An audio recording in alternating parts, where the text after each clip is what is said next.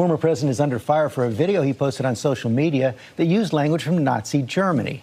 The latest in a series of anti-Semitic and authoritarian statements from Trump and his campaign. That phrase appearing 3 times, including under the headline, "What's next for America?" They've got a new one. Are you ready for it? Donald Trump is Hitler. This week, we got a glimpse of how the media plans to cover the presidential campaign, and I'm sure you'll all be surprised to learn that they've got a new one. Are you ready for it? Donald Trump is Hitler. Yeah, well, take a look at this. Former president is under fire for a video he posted on social media that used language from Nazi Germany. The latest in a series of anti-Semitic and authoritarian statements from Trump and his campaign. That phrase appearing 3 times, including under the headline, "What's next for America?" A unified Reich, which is a word, of course, associated with Hitler's Third Reich during Nazi Germany. He will create a unified Reich, echoing the Germans from World War II, if you're catching my drift. Unified Reich. You heard it everywhere, over and over again. Even President Biden on his campaign feed put out a video highlighting it. Take a look at this. What's next for America? Is this on his official account? Wow. A unified Reich? That's Hitler's language. That's not America's. He cares about holding on to power. I care about you. Well, you know how this works by now. Of course, the whole thing is fake. It's bogus. Kyle Becker offers a glimpse of exactly what this is. First, here is the actual video that Donald Trump put out. See if you can find where it says Unified Reich. What happens after Donald Trump wins? What's for America? The economy booms. American energy is unleashed and an end to crushing taxes. The border is closed and the largest deportation in history is underway. No more wars as we focus on home. Law and order is restored. The American dream is back and the best is yet to come. Make America great again. Did you see it? It was there. Did you miss it? It was about 1.5 seconds. Here, take a quick gander here at the screenshots. There's one of them. It's right there as it was zooming in. And right there where it said MAGA. And it turns out that this video animation of newspaper headlines and articles is actually literally like boilerplate graphics that anybody can buy anywhere. And they've been used in other ads as well that have nothing to do with politics.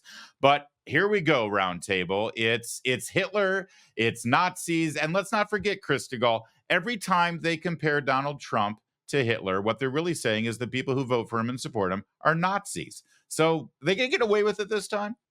First of all, I'm very naturally reacting to a cell phone video. Look, I mean, he can't read when he's clearly reading. Let's not, ask him to start acting. That's absurd. But okay, setting that aside, guys.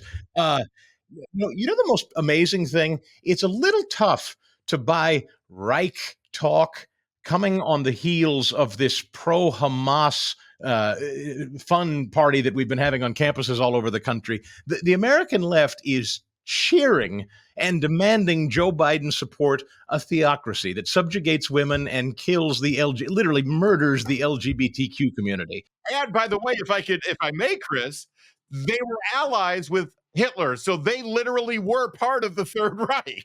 Yes, if anybody's unifying the Third Reich, you're exactly right. It's the American left. It's the people Joe Biden is desperately trying to court in the upper Midwest right now. But Julie Gunlock, George Stephanopoulos is very concerned about this. And you know all those suburban housewives that love their little George. Yes, yes. People in my neighborhood have been drinking vodka ever since they saw that ad. But what I want to know is how many interns went blind looking for that? I mean, do they have sort of a warehouse of interns just going over these videos and looking at them, putting them under a microscope to find anything that could be offensive? This doesn't worry me at all. This is ridiculous. But yes, they are in full hysterical mode. The answer to your rhetorical question is yes, in fact, there is a warehouse of people doing that. It's called Media Matters. Media Matters. And it's funded by George Soros and John Podesta. Andy Mangione, there are a lot of voters out there who we joke about it all the time, but they really were turned off by Donald Trump and mean tweets. And the reason they're doing this right now is they're trying to hit that nerve. Is it hitting that nerve? I don't think it's going to work. I echo Chris's sentiment. This rhetoric is coming from an administration that is currently sending sympathy and condolences to the butcher of Tehran. Okay, you've got a situation where we've got Senator Tim Kaine expressing sympathy for a ruthless, bloodthirsty puppet of the Iranian supreme leader who endorsed death to America and death to Israel. They're trying to compare Donald Trump to Hitler when Joe Biden's State Department is offering their condolences as well. The well wishes coming from the administration were expressed all the while Iranians are celebrating in the street. They're celebrating this President Raisi's death on social media, and it's just more terror sympathizing, conveyed by the Biden administration, yet they have the unmitigated gall to call Donald Trump and his supporters Nazis. Yeah, well put. And Julie, I'm torn on this because there are times when I think we've all acknowledged, oh, I wish he hadn't tweeted that. But this isn't one of those times. So I feel like this is the perfect example of the media crying wolf on something like this. Next time, maybe if Trump does tweet something inappropriate, it won't have an impact. Maybe this is actually a good thing they've done this. Yeah, Larry, it doesn't matter because they will churn anything Trump does. He could do something completely appropriate and they will manage to turn it around and criticize him and make some sort of uh, comment about him being a Nazi. It really doesn't matter what Trump does. He cannot win in the view of the mainstream media. So, I mean, he can make, I agree with you. There are times where I'm like, please, don't do that. But again, he will always lose in their eyes. You're with Independent Women's Forum, and I only partially, I'm being somewhat sarcastic when I talk about the suburban women, but that is a real thing. It is. And this, the truth doesn't matter. That's why we just took great pains showing everybody exactly what this was and that it was a completely bogus, made up story. But that doesn't change how George Stephanopoulos or Mika Brzezinski or anyone else covers No, it. and what we try to do at IWF is we have done a lot of sort of messaging research, and women don't respond well to some of what Donald Trump does. They don't respond well.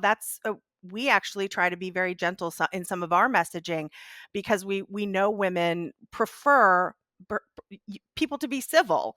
But the problem is I wish women knew that they were being manipulated, that whatever Trump does, they will put this spin on it. And many times it's not true.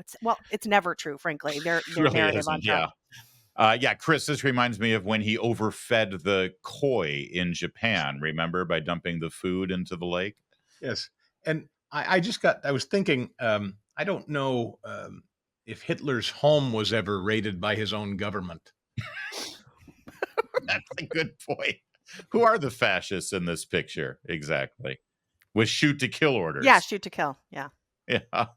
Yeah, some Hitler. He's the worst Hitler ever. Chris, and actually, along those same lines, I mean, if anyone is objectively looking at what's going on in the country, and while the trial is going on, all Joe Biden and the Democrats have to talk about, and through their sock puppets in the media, is criminal trial, Stormy Daniels, and now unified Reich. It's fascinating how they're not talking about crime, border security, the economy. I mean, this is really what the next 6 months is going to be, isn't it? Because it's all they've got. There was a story in the New York Times. They went to Philadelphia and interviewed 24 black voters. And the New York Times was stunned to find that only 8 of them were willing to say on the record they planned to vote for Joe Biden. And then the New York Times began to ask these black voters, why wouldn't you support Joe Biden? And shocker, they're concerned about safety and the border and their finances, not Hitler. Yeah, it is quite a shock. Well, we'll see if this has an impact, but I think you're all sort of onto something here, that this is the media pushing it just a bit too far. They're getting hysterical and they're getting desperate, and it's only May.